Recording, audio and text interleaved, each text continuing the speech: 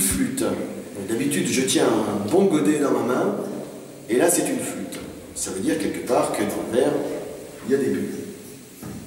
Et bien dans ce verre, il y a, je dirais, un peu ce qui, en Bourgogne, est la haute couture de nos créments. Je suis à la maison Louis Picamelot, à Ruilly. Je suis dans les chais de vinification des vins de base. Et pour parler de créments, j'ai avec moi Philippe Chotard, le dirigeant de la maison. Comment ça va? Ça va bien, merci. On a fait une belle dégustation, Oui. On a goûté tes vins. On s'était rencontrés la première fois dans des circonstances un peu amusantes. Ne revenons pas dessus, un jour de pluie. Par la suite, j'ai eu l'occasion de découvrir tes créments et j'ai toujours trouvé que dans tes créments, il y avait réellement la présence d'un vin, la présence d'un produit personnel, et ça faisait longtemps que j'avais envie de venir te voir. On a eu plusieurs fois la possibilité de nous voir, mais nos agendas ne convenaient pas. Cette fois-ci, c'est enfin fait. Alors, tu es installé à Ruilly, tu as la maison Picamelot en direction, c'est une maison familiale. Depuis combien de générations? On va dire 3 générations et demie. Mon grand-père avait commencé avec mon arrière-grand-père. Mais c'est surtout mon grand-père qui a créé la maison. 1926. Ça date pas d'hier, hein? Non, 1926, ça ne rajeunit pas. Toi, tu es arrivé dedans. 1981. Tu n'étais même pas majeur. Non, tout juste aux portes de la majorité. Aux portes de la majorité. Et comme tu m'as dit tout à l'heure, chez Picamelot, tu as tout fait. Ouais, enfin, je ne t'ai pas dit ça comme ça, mais... en tout cas, tu es passé par toutes les phases, ce qui peut paraître ingrat, mais c'est quand même une bonne école. Oui, oui, tout à fait. Oui. Aujourd'hui, ça te permet de comprendre toutes les phases d'élaboration du vin, jusqu'aux expéditions et tout et tout.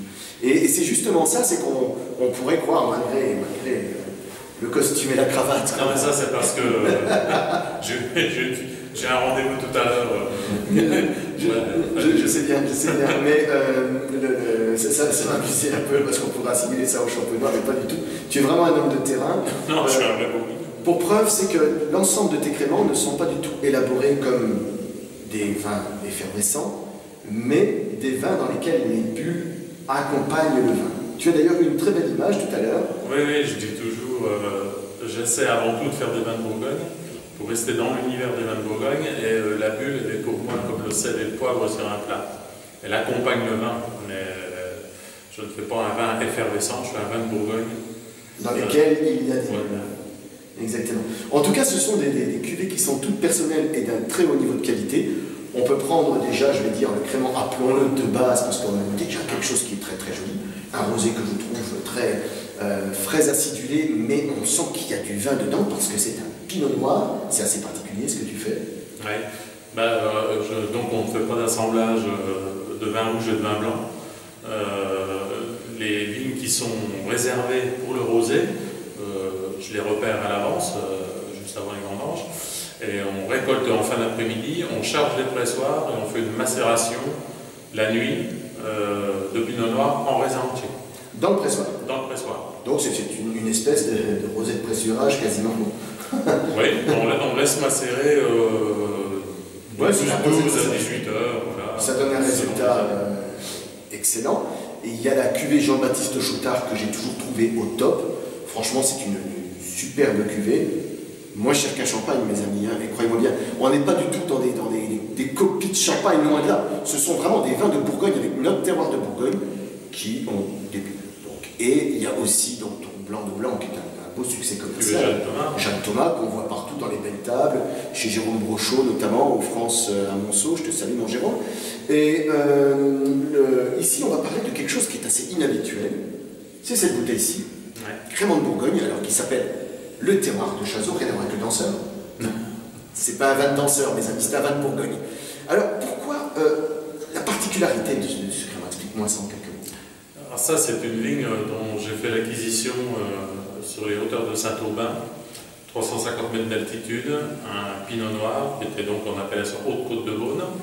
Je l'ai vinifié pour la première fois en 2007, et la première récolte, je l'ai assemblée donc dans mon crémant entrée de gamme, on va dire, qu'on appelle le crémant Les Terroirs. Ouais.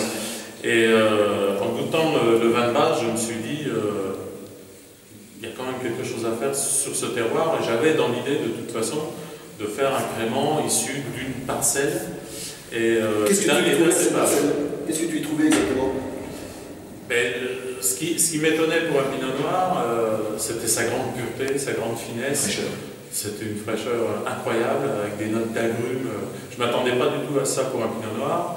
Et sincèrement, je n'avais pas dans mon domaine, qui est pourtant étalé à la fois sur la côte chalonnaise et la côte de Beaune, je ne trouvais pas de parcelle pour faire un vin comme ça.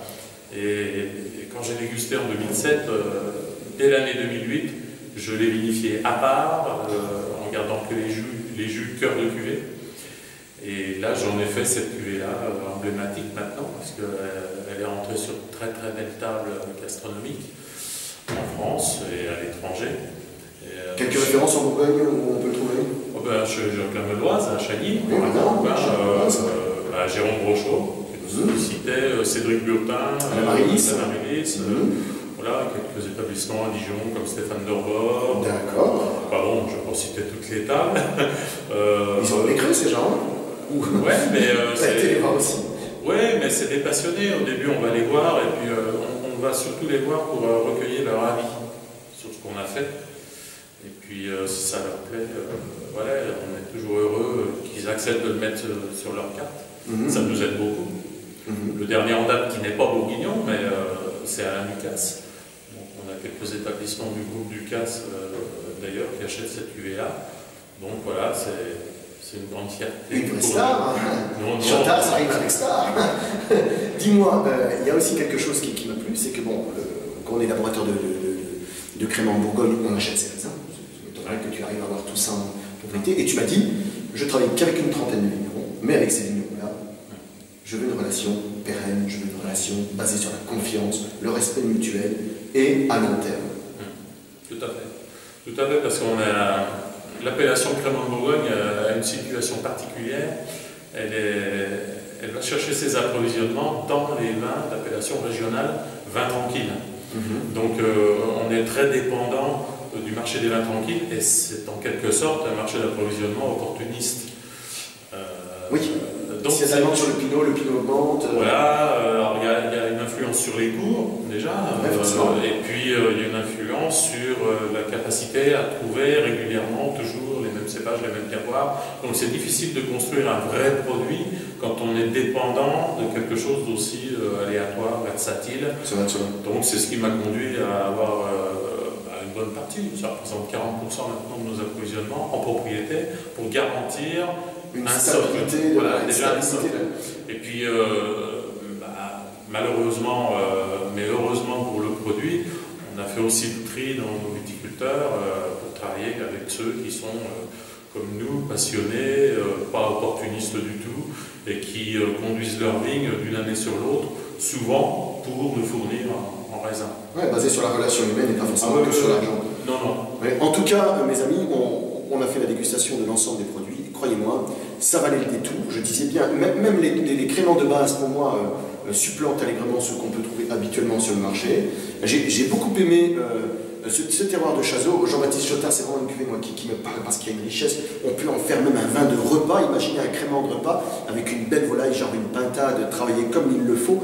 Vous avez le crémant qui arrive à bretter la contre, qui arrive à tenir la route. Mais croyez-moi, mes amis, vous vous éclatez parce que le crémant, c'est pas qu'un apéritif, ça peut être un véritable vin de repas. Moi, en tout cas, j'en suis totalement convaincu. Ici, en tout cas, on est sur quelque chose d'assez inhabituel parce qu'effectivement, quand tu m'as signalé un pinot noir, on retrouve effectivement ces notes d'agrumes, on retrouve des notes réglissées qui trahissent le cépage, ça c'est certain, mais pour le reste, c'est quand même une jolie bouteille.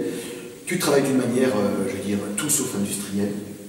Non, c'est la passion qui... Après, on a... Des vins qui restent sur l'âne pendant combien de temps, tu m'as dit? Cuvée Jean-Baptiste, actuellement, on vend en 2007, mis en bouteille en 2008, et qui a un peu plus de 4 ans, au jour d'aujourd'hui, de vieillissement sur glace. Et certaines cuvées, on va retrouver la date de la récolte.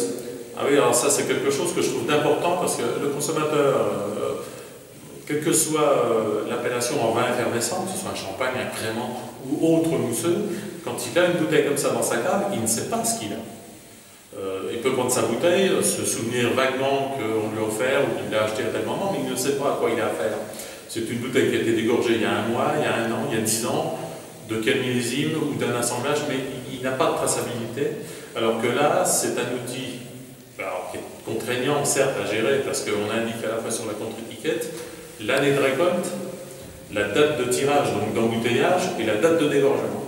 Et ça, pour l'amateur, c'est vraiment passionnant parce qu'il peut gérer sa cave et il sait à quoi il a affaire comme produit. Ça va de soi. C'est une information qui est importante que bien des champagnes devraient suivre comme exemple. Mais, no comment, le champagne c'est un champagne, nous c'est nous.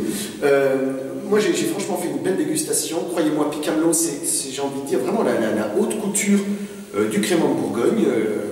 Il y a le crément de Bourgogne, il y a Picamelo. Faites la distinction, puis à l'avenir, quand vous trouverez une de ces bouteilles-là chez un caviste, sautez dessus parce que franchement, ce ne sera jamais du champagne parce que c'est notre terroir à nous, même si on partage les mêmes cépages. C'est notre terroir à nous, c'est du crément de Bourgogne et de nulle part ailleurs. Bon, tu sais comment on va terminer. On termine sur de la même façon. On traque et puis on dit. Hein. Elle n'est pas belle la vie. À la vôtre, mes amis. À votre santé. À la prochaine.